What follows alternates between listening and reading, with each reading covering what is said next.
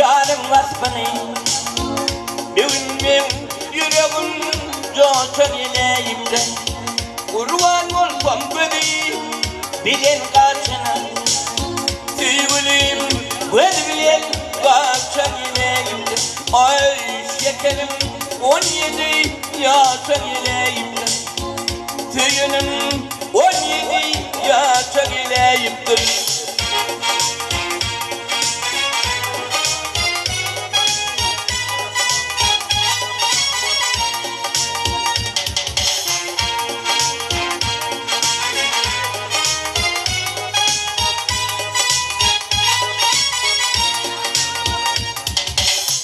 Işık devri açan oğlanın elim. Yar kente bulayım, yar kente varım. Ünlüler fikrimde iyice kıyalım. Yatsam gecelerine düşe geleyim. Ay şekerim 17 yaşa geleyim.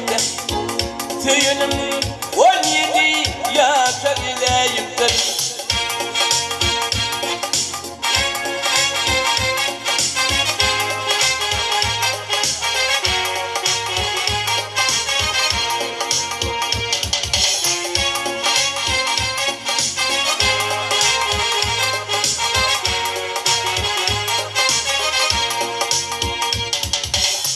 Yarım bile yakın, yanlarıma yanarım.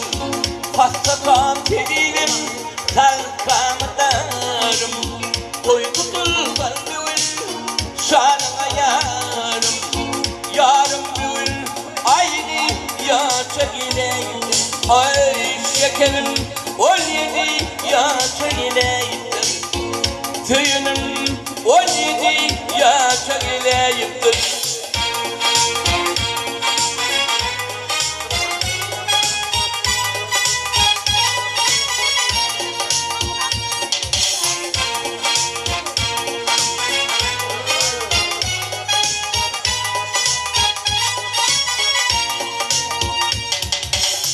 Ne acap gülürüm, ne acap gürküm. Cana otlar sanar, nurana gürküm. İsa gamşı aydan dilmenim bankım. Şekerim 17 yaşa gideyim. Ay suyunum 17 yaşa gideyim. Yaşa gideyim, yaşa gideyim.